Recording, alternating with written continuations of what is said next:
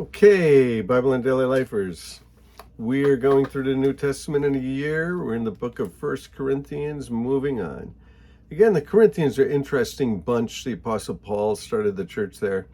The Apostle Paul is way out of his league when he comes to Corinth. We said before, the Apostle Paul grew up in a religious bubble. He ate religious food. He wore religious clothes. He went to religious schools. He had religious friends. He lived in a religious town. Now he's a million miles away from there when he's in Corinth, which is Greece. And Corinth is a wild town. It's a town where there's a strait there that ships come through, shipping stuff from all over the world. So people from all over the world are there with all of their ideas, and the ancient Greeks like ideas anyway. So there's all kinds of ideas floating around. There's all kinds of immorality going on. There's all kinds of idolatry going on. There's all kinds of intellectual pursuits going on and philosophers. There's all kinds of money flowing all over the place. We've said it's like San Francisco or Toronto or Miami. Just everybody's there. Everything's going on. And so they wrote him a letter. He had planted the church there. He's gone now. And they wrote him a letter asking about some issues that they were having. And so essentially he's answering most of those questions that they've asked him. And now they've asked him an interesting question about food that has been sacrificed to idols. So in the ancient world, people would worship idols. And of course you want to appease the idols, because if the idols are gods, then you want those gods to be nice to you. So you want to appease them somehow. Maybe find out, what do the idols like? Do they like bananas? Do they like us to sacrifice rabbits? I mean, what is it? What is it that they like? And so you would sacrifice to these idols in hopes that somehow the gods would be good to you and would smile on you.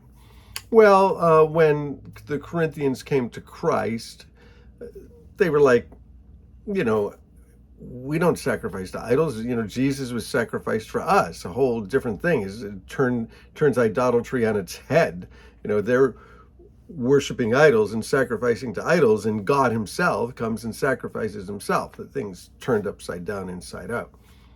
So, but some people were still buying meat that had been offered to idols in the meat markets. So it was a problem for the conscience of some of these people. So he answers the question. Now about food sacrificed to idols. Question they asked.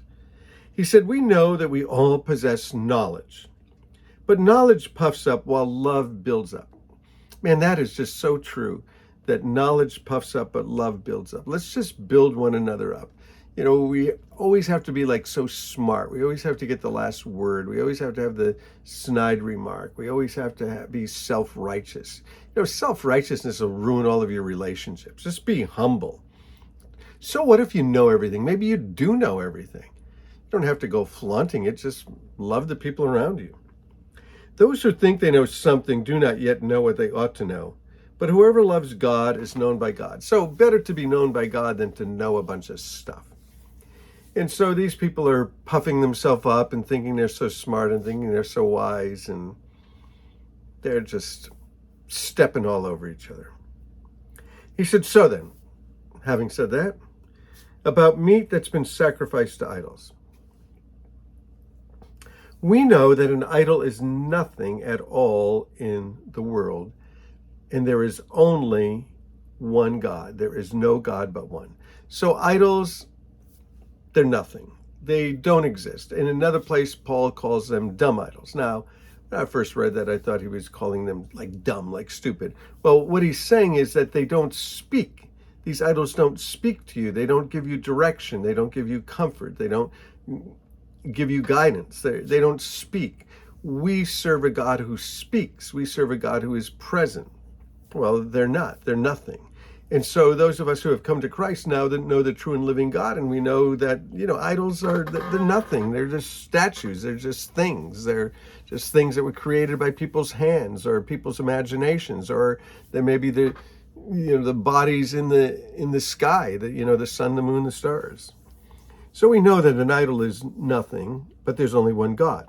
And even if there are so-called gods, he acknowledges that there are things that people call gods, whether in heaven or on earth. Indeed, there are many gods and many lords, many people following a lot of different things.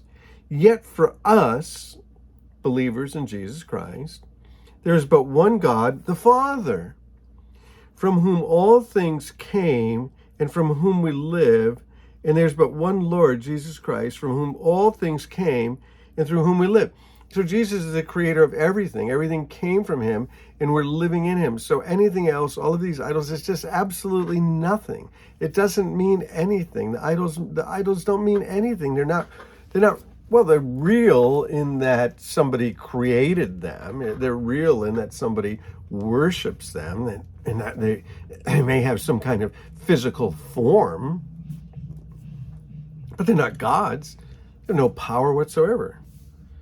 But not everyone possesses this knowledge. Not everybody knows it, and a lot of people are new believers and just trying to sort all this stuff out. You'll discover that if you're a new believer, you're trying to sort all kinds of things out.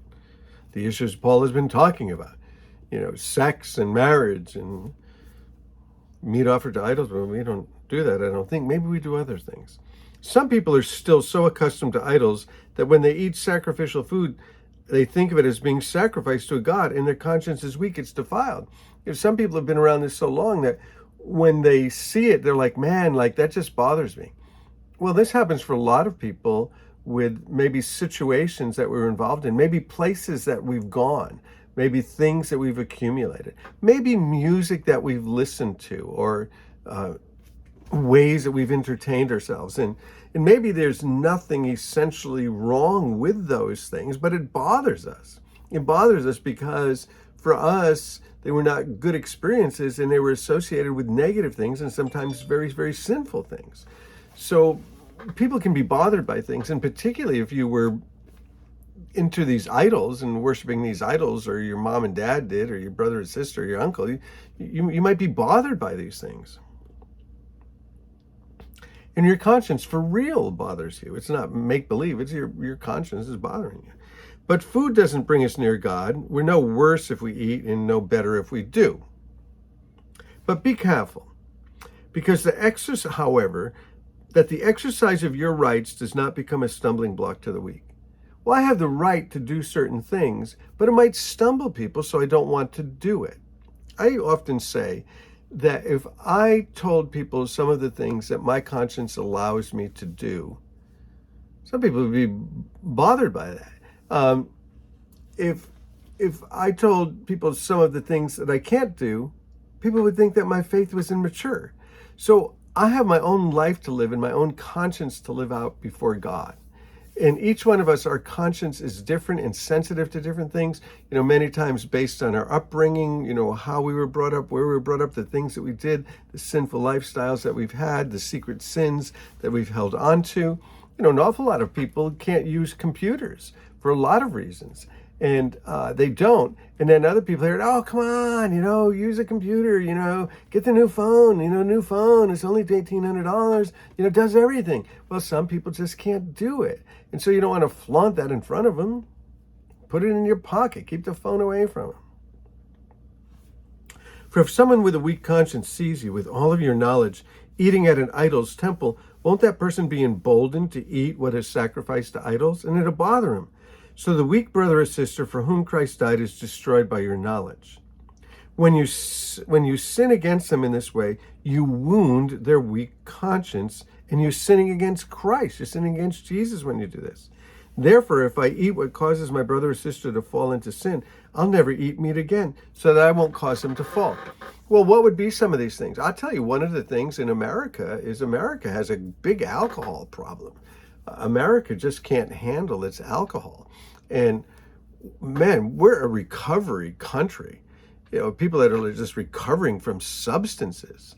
And so it might be that you're just totally free, that, your whole life, maybe, you grew up in a home when you were 13, you had a glass of wine with the celebration dinners with your family, that your family always gave you the celebratory champagne, at a wedding or something, and maybe your folks, drank on occasion and drank socially, and maybe we went out with coworkers and drank after the the end of the work week or whatever, and never got drunk, and drunkenness wasn't part of their life. But a lot of people, that's a big problem. It's a big problem. So to just go around, to show up at the church picnic, with a six pack, it might be really offensive to a lot of people. We just need to be aware of people's conscience and love people. So yeah, we have the knowledge. Yeah, I can do that. My dad and mom always did it. I never saw them drunk. They never got drunk. I drink. I don't know. Maybe I've had 100 bottles of beer in 40 years. It doesn't bother me. Well, it might bother somebody else. So we need to learn to be sensitive. We need to learn to be sensitive. So Lord, help us to be sensitive to people around us and to love people and to not stumble people. And so Lord, this is a good word, and we're happy to possess your word and the guidance you give us as you're helping us to love one another and to be sensitive to the people around us. Amen. Hey, you are loved, you are loved, you are loved. So let's love other people. Love God, love people.